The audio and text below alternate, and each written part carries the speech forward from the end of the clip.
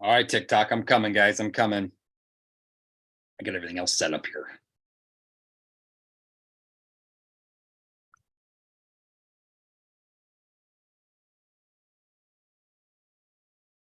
All right, YouTube is going live now.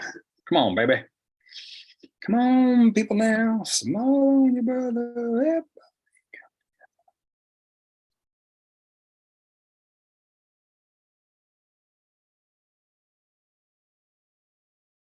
All right, here we go.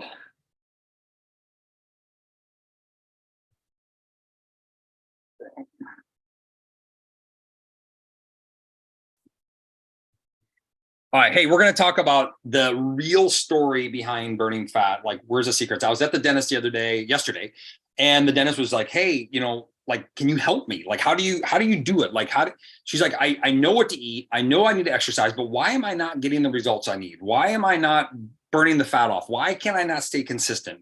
What's the real deal in here?" And so I'm literally, she's like digging in my mouth. I'm trying to talk to her at the same time. And she's kind of like, I'm just going to follow you. Can we just set up a call? We'll just talk about this. She's like, I really want to get healthy, but like, where's the missing link? And so we're going to talk about a couple things today. But the first thing is there's a video out there called The Right Key. And this is what people don't realize. And this is, if you're a trainer or a coach or a nutrition out there, I want you, and a doctor out there or a nurse out there, and you think you know a lot about the human body, or you maybe do know a lot about the human body, but maybe you don't know this one part. There's a transport in the brain. I'm going to get scientific for just a second, but this is important because if you're not getting and maintaining your long-term results, this is super important, because if this does not work, you're not going to get a result. You're going to fail. The lady chipped me today. She's like, I was on HCG and I lost 20 pounds. I gained it all back and I've gained more back. And so really quick, who's went on a fat burning mission or a weight loss journey, lost weight and gained it back? Right? Who, like, give me a yeah, amen down below. Not amen. That's a bad thing. But let me know, like, how many times have you done that? So there's a few factors in mind. But the first thing is if you're not a good fat burner, if you can't metabolize fat right, is it going to be easy or hard to burn fat and keep it off? It's going to be super hard. There's science out there right now that's showing that there's a transporter. It's called a GLUT4 transporter. And basically what it's saying is that you're not able to get energy into the cell the right way. Now, here's the crazy thing. And I'm a keto guy, and people are like, the keto diet, and scientifically, the ketogenic diet or variation of a ketogenic diet is the #1 way to burn fat and the safest way to do it. No questions. Now, even on a keto diet, if this transporter is not activated in your brain, you can't even burn fat well enough to sustain the diet. You're eventually going to quit the diet because your brain isn't being fueled enough. So this is important. Why? Because if we're not activating and burning fat the right way, you're not going to get long-term results. You're going to quit. And then you feel bad about it. And it's no longer your fault. It's not your fault that you're not getting, because so what I used to do as a trainer, I'd be like, oh, you drank too much wine last night. You had too much chocolate last night. You're not exercising enough. You must be cheating on your diet. Oh, your sleep sucked. How many of you guys have heard this or even thought this, right? But now I'm finding out that that's actually maybe not even true. You might not be activating and burning and metabolizing fat efficiently, therefore, and then providing enough energy into the cell. So your body's starving. So no wonder why you can't keep up a diet. So a really cool researcher, her name is Dr. Mohike Parodi. She studied this. Why? Because she wasn't able to get a result that she was looking for. She started studying her product and she finally figured out fat burner. Okay. So the #1 way, if you want to be a better fat burner, you've got to drink ketones. Why? Because the ketones themselves will help activate the GLUT4 transporter, make you a better fat burner so that you can actually start burning fat. So all the things that you're told to do, you're able to do and sustain. Now, there's a few caveats here, and I'm gonna talk about this. I'm telling this all to the dentist while I'm in my mouth, trying to explain all this stuff. What's up, Aunt Peg? How are you? You're lying, bro. Show the proof. Oh, I got more proof than you know, Joey. I love it when people think I'm lying. Like, this is scientifically evident. Hit me a private message. I'll send you the research. This is true. So you have to become a better fat burner. If you're not able to metabolize energy the right way and burn fat efficiently, you're not going to be a good fat burner. So why do so many people fail is most of the time is their body's metabolic system isn't set up to burn fat efficiently. Now, once that happens, lifestyle can become a factor that you can sustain. So that was the other thing I told her. I go, listen, we're going to get you on ketones. We'll get you great results. That's just, hey, if you're currently drinking ketones down right now, put the number one benefits that you have from drinking ketones in the chat. Put it down. This is, hey, what's up, Robin? This is the fun one because you're going to get all these really cool stories. So in the chat, tell me what your benefit of drinking ketones are so far. So here's the next thing. She goes, but I know what to eat and I know how to exercise. I go, let me guess. I go, you did CrossFit. And she goes, yeah. And I go, how well that works? She goes, it didn't. I'm like, she's like, why did that not work for you? Well, her body type does matter. Number two is she didn't need to go work out more. She needed to modify her body's own energy system based on her body's needs. So give you an example. Does anybody know that person? Hey, just for fun, in the chat, sleep, this is good. Weight loss, sleep better, fat burning, mood improvement, energy levels up. What's up, Derek? Making muscle. Yes, Liam. He's a CrossFitter. Right there. Fat loss, energy. There. I like this. Is so good. So the other thing about this is that you ever met the person that can eat whatever they want? They don't seem to gain any weight, right? Or anybody know anybody that likes to run long distances? Well, there's different types of body types. And with those body types, there is a different way that those people can eat to maintain ability. Doesn't make them always any healthier, but it does make them metabolize fat differently. Some people metabolize fat differently than other people. Myself, people have known me, I've always been relatively fit. I've been in shape. I've been strong. I'm actually not a great fat burner. I'm just a very active person that knew that when I was really young, right? If you look at the rest of my family, they're very prone to gaining weight very easily, right? I am the same way. If I don't exercise or don't eat low carb or I don't eat really clean, I can gain weight. I can gain 20 pounds like that. Simple. I just been doing it for so long that I learned at a young age in my early 20s that I need to be different than the way society allowed it. That's very fortunate of me. I just learned the behaviors early. My wife, on the other hand, she doesn't gain weight really that quickly. She can eat a lot more carbohydrates. She's a very good fat burner. Good for her. The difference is the dentist, she's like, but her body type was built differently. The thing is CrossFit is actually really good for her in the right way. The challenging is that if she eats a standard nutritional diet doing CrossFit, she will gain. She'll get very strong. Well, guess what? She wants her ass to look good in jeans is what she really wants. And her gaining weight or gaining muscle isn't really her desired result. That's not what she's looking for. Now, we can argue that, hey, that's better than the alternative, but it's still not giving her the goal she wants, right? So we need to modify her workouts with the right nutrition, shrink her down, but also keep her really strong. And I would choose a different form of exercise than CrossFit for her based off of her desired goals. So that's what we'll discuss. So if you want to become a better fat burner, the first thing is you have to activate GLUT4 transporter. If that's not activated, then you're not going to get long-term results. I don't care what kind of diet you're on. I don't care if you're a coach, a nutritionist, or a trainer. If you don't know this, you haven't worked with enough people. If that makes any sense. If you don't know this, you haven't worked with enough people. You start working with the masses, hundreds of thousands or millions of people around the world, you realize that there's other mechanisms going on. And unfortunately, if you're a client of somebody and you don't fall into their cookie cutter approach, or they're saying it's customized, but it's not. I'm just telling you, it's not. If you don't fall into their approaches, then you quit. And you only hear the testimonials of the ones that got results. I'm going to tell you right now, my sister for the first 8 weeks, nothing changed. Nothing changed external. She didn't see any improvements. Her mood started improving. Her energy started changing, but nothing really in her body changed. It took her 3 years to lose nearly 100 pounds. 3 years. It didn't happen quickly. Now, 7 years later, from when she started, she has completely lives a whole different life. Right? It took time, but we had to undo a lot of the damage that was already done for many years before. So if you want to be a good fat burner, number one, you're going to drink ketones. Number two, eating. I think I was just talking to Janet. We did a live a few minutes ago, and they said, what are the most important things? People, have you ever heard this before? The most important thing is diet and then exercise. 80% diet, 20% exercise, or 90% diet, 10% exercise. That is a bunch of crap. That's also false. Not true. It's not true. Why? Because if you're watching my stuff, you're probably not an idiot. You're probably not ignorant. You probably know what to do, but why is it not working? And why are you not able to do it? That's the real question. So we got to start going back to mindset. So I did a post the other day. It's really about what is your goal and what's your plan. Make sure your plan matches your goal, And then also know that whatever your plan starts with, it won't be what you'll finish with. It's going to evolve. It's going to change. It's not going to be perfect. If you came in to work with me, every single person gets a different plan, and every plan changes within the first week to 2 weeks, every time. There isn't a perfect plan that's going to work for anybody. So when it comes to it, we got to work on our mindset. We got to get ourselves set straight. What's going to make, my mentor said this to me. He goes, if the desire for the donut's greater than the desire for the six-pack abs, the donut will always win. So if your desire to have six-pack abs is really high, you're willing to make the decision to not eat the donut. If your desire for the reward of the donut, this is all brain chemistry, right? It's about an emotion. It's about a mood. If the desire of the donut is so great, like I'm not a donut guy, right? My wife loves donuts. She actually had donuts earlier today. I'm in the donut shop. We're having a meeting and I'm not eating donuts because I just don't like them that much. My desire to my joints to feel better is just greater than the donut. I don't have that emotional attachment to donuts. Now, remember, I've been doing this a long time. But if your desire for the donut, if you're a person that's obsessing about the desire towards a food that's maybe not ideal for your health, part of it might be that you need ketones. Fine, we can solve that.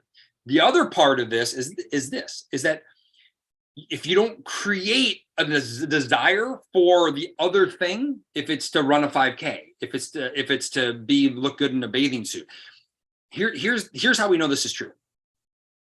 This live turned completely random, just so you all know. Here's how we know this is true. Does anybody know anybody that got ready for a wedding?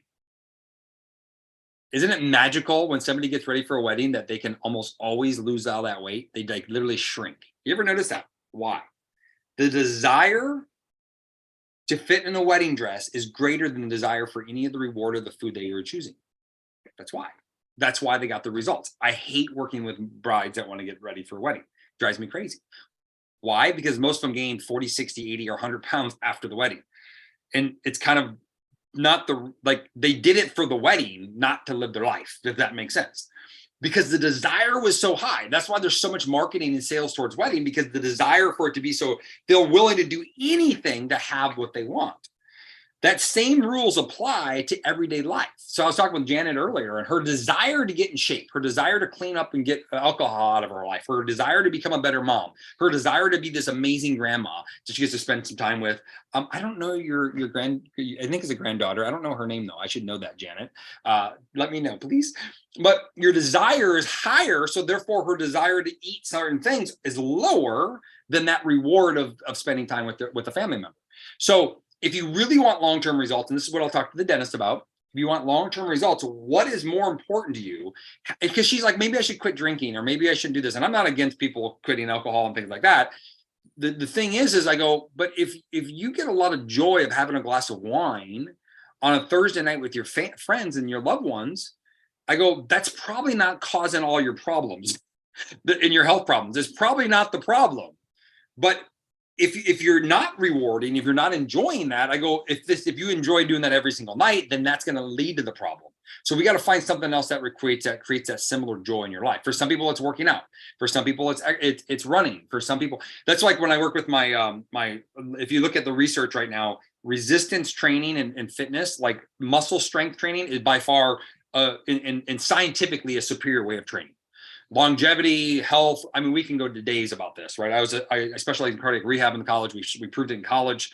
They started changing our program to get away from cardio-based training versus strength training, because it's just better for the body, better for the health, better for the length of the career. But here's the secret, though. This is what I have a hard time with the research is that when you start pushing science, you have somebody that loves to run, and it gives them a really good reward, enjoyment. Well, now we're telling them that, you know what, listen, you should really be doing weight training, not running. Well, now if they feel like they're not getting they don't think it's helping them as much, well, now you have the negative benefit of it all. There's a guilt that goes along. That's not a good replacement. What we should do is teach them how to, hey, you know what, listen, at least once or twice a week, do your resistance training, but keep running because you love doing it. So you want to find things that you love to do. That's like the number one rule. It's like when people ask me, like, what should I do for exercise? I go, what do you love to do? What do you love to do? If you like to dance, then go get Richard Simmons videos out and start dancing. I can prove to you that the gym should be a place that you should spend time.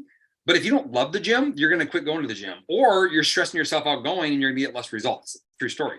And I had that happen. That's happened to quite a few of my clients. That's why I had them leave the gym.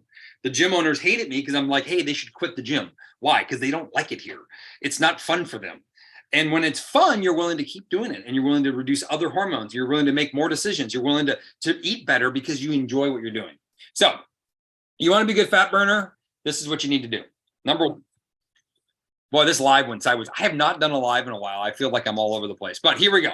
Number one, you're going to drink your ketones once or twice a day. They're on sale. Take advantage of that. Whoever invited you to follow me, or if you're following me to follow me, hit me a message or hit them a message, and they'll get you taken care of. Okay. Just get ketones. They're diet independent. You do not have to follow a diet to use this product. You're just using this as an energy source, as a momentum builder, as a way to create a lifestyle that you can sustain. Always start now. Don't wait till New Year's. That's the biggest mistake people make. I'll do another live on that a different day. Waiting is the worst time to start. Start now, make progress, because you can be 6 weeks ahead of everybody else starting in New Year's. And I promise you, 85% of people fail on New Year's resolutions when they wait till New Year's. If you start now, you have an 85% higher or 300% higher chance of success by starting today. True story. It's crazy. It's amazing benefits. Number two, move your body as often as you can.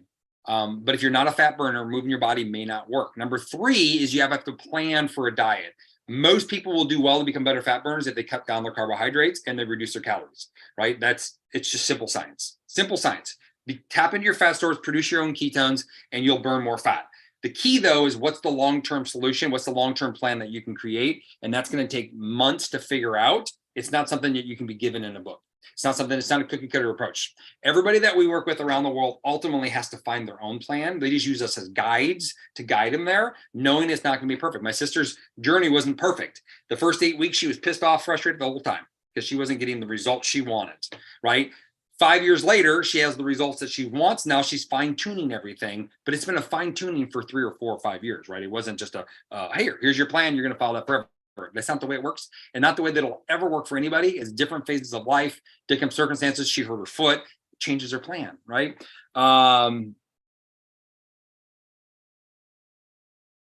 It's funny. Donovan is talking about discipline.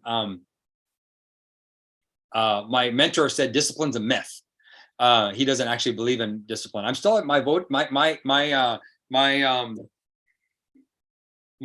mindset around discipline, I haven't figured it out yet. I don't know what my opinion is on it yet. I'm still wrestling with it. But his opinion was discipline's a myth. Everything's a choice. It's not about discipline. It's about a choice. You're choosing something versus something else. And I understand his philosophies behind it. And there's a lot that goes into that, right? A lot of things in our past that make us choices that we're making. And so discipline, it's interesting. I got to wrestle with that more. I love what you said, Donovan, by the way. It's just something I have to think about, because I think it's multi-factored. I think sometimes we've already made choices subconsciously. If you there's a couple of researchers out there that one believe we don't even have a choice. We've already made all of our choices for ourselves. He believes that we're so programmed as humans that we've already subconsciously made our choices, and you really don't even have free will to make your own choice. I don't know if I believe that either, right? And so it's really interesting, because people have said my whole life that I've been disciplined, and I don't know. For me, it didn't seem that way, if that makes any sense. Like it just seemed like I made a choice, and it was easy for me to stick to the choice. It didn't feel like I was fighting. And a lot of people that put the word discipline, I think we make it into something that has to be hard and or challenging that you still do anyway. And I've watched a lot of people that have created challenges in their life so they could overcome them, but they didn't have any more fulfillment in what they were doing. So I don't know if it was actually, like, you would usually look at it as a positive thing. I don't know if it really is. So I wrestle with that concept, and I'm saying this to you because I want to actually think through it more, because I've been blessed to people think I have discipline. I think I just found a lot of joy in the things I did, and I kept doing things that I had joy in, and they happened to appear to be good for you. Although a lot of my discipline to be a fitness person in athletics has led to multiple surgeries also, which now I'm reflecting back on, I'm like, was that a really good thing to have? It's given me perspective in my current life, but after 3 major surgeries, maybe a 4th one coming, it's like, okay, was that discipline really, was that punishing? Right? I don't know. This is fun stuff, but I gotta go. I'm having some fun now. Y'all have an awesome Thanksgiving. Donovan, hit me a message. Either way, I want to talk more about discipline. It's interesting. I have a lot of interesting thoughts on discipline now. So I think about it very differently. I look at it, determined is one thing, but I know people that are just as determined to, but I even look at Mike Tyson. It's a Mike Tyson quote. Honestly, love working out. So yeah, right. But you love working out. Is that really discipline? I make this argument around it. I know I'm off track. So hey, if you want to buy ketones run, say I'll get back to wherever I invited you. I don't want to talk about this, but I had a quote, and I can't remember the guy's name. He's like let's call him like a monk-like figure. He's a yogi, Surla something. Anyway, I was told to follow him because I'm spirituality is something that I wrestle with in my brain and understanding the world, all that stuff. That's part of my current journey I'm on. And he says, what's funny is we always talk about working hard, like we praise people for working hard, because one thing that we never really do is tell people, we don't praise people for working with more joy. And I started thinking about it. My whole life, I've been praised because of how hard I work, and I do work hard. Let's say I put a lot of effort. I'm going to rephrase that. I put a lot of effort into things I do. But I always said this. People go, Dustin, you're good at a lot of things. And I go, you know what? You only see the things that I'm good at because those are the things that I like to do. You don't see me try to play the piano. You don't watch me play the piano. If you saw me play the piano, you'd be like, Dustin, you suck at the piano. You just never would see me play it. I'm going to show you the things I'm good at because I enjoy doing them. And I started thinking about the greatest athletes of all time. Like, look at Mike Tyson. Did he work hard? It appeared that he worked harder than everybody else, but maybe it's just because he enjoyed punching people in the face more than everybody else. So it wasn't really that he worked harder. He just had more joy in it, which appeared harder than everybody else. You think about people like Michael Jordan and Kobe Bryant and all these high level athletes. Is it that they're really working harder? Because that's a perception, right? It's like, I don't know. True story. I was teaching young kids how to be fit. And I realized something, that I could always do a lot of push-ups. Push-ups have never been something that has been really hard for me, right? I can do a lot of pull-ups. But is it possible that, Donovan, that you worked harder doing less pull-ups than I did? So you may have worked harder, but it appeared that I worked harder because I did more, but did I really work harder, right? Because it's maybe just naturally easier for me. And then because it's naturally easier for me, I had more joy in doing it, so I kept doing it. Although the whole time you were working harder to do less, right? But yet we go swimming and I work harder to do what you do in swimming, or less of what you do, but it's actually harder for me to swim. So is it really about hard work, or is it really about just joy? So this quote, and I love the video. I actually posted it a while ago and I'm going to do it again, but it was really powerful to me because it's really about, if you find more joy in what you love to do, I think you'll naturally work harder at it. And therefore you'll get a greater return in what you're currently doing. And I know that's kind of deep, but it makes it gives people permission, instead of like, because for a long time people would compare to me as somebody that appeared to be working hard. But if I look back at it, I go, did I really work hard? It didn't seem like it was hard work. I just love doing it. And I've been very blessed to do the things I love to do. And I've always focused on that. But maybe that's because it's probably because I was rewarded and I was praised for doing things that were good for me, versus how many times does somebody, if you like to do shots, I'm just using this as an example of alcohol, people don't praise you. Oh my God, you're the best at that. So you don't do more of it, which is probably a good thing. But what if you were really good at, my son is really good at memorizing pi. Like he's almost to 100 levels of pi, like 100 pi, like the number, infinity number. So we praise him. So what does he do? He keeps doing more of it. It's not like he's working harder at memorizing pi. It's that he's enjoying doing it more than probably the other kids, because we're praising him at doing it. All that's pretty deep. How's that relative to health and wellness and fitness? The same thing, right? Praise yourself for all the good things you're doing. You'll keep doing more of the good things. What are the good things? The things that you like to do, the things that are responding well to your joy to the day-to-day life. If you say, hey, I really enjoy eating Snickers, and it's not getting you results, then we got to find a joy in something else as much as the Snickers. All right, I'm out of here. Everyone. Exactly. I hate Donovan. I appreciate you putting that out in there, because I think of Mike Tyson. He's one of my ones I think about. It's like, I think we've been told that we work hard. And I think he just found so much joy in it.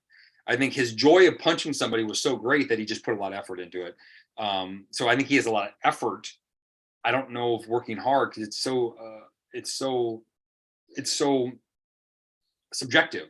What is working hard? Like what's you know fat kid might like a heavyweight kid might do 4 push-ups and do more work than I did when I did 60 push-ups. But I got praised for 60 and he gets ridiculed for 4. Although he may have worked harder, physically put more energy into it than I did, right?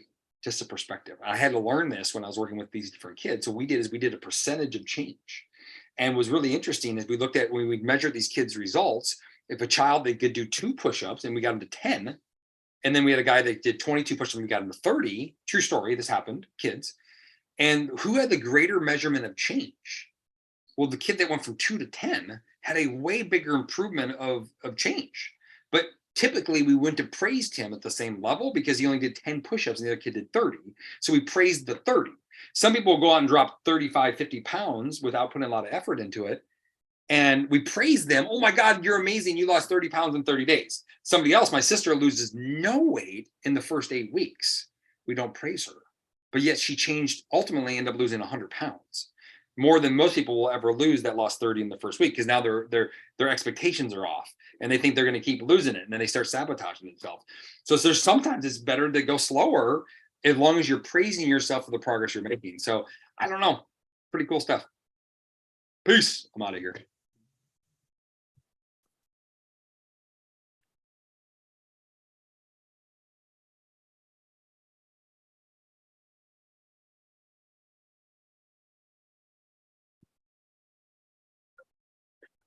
All right, tick. YouTube. We are gonzo.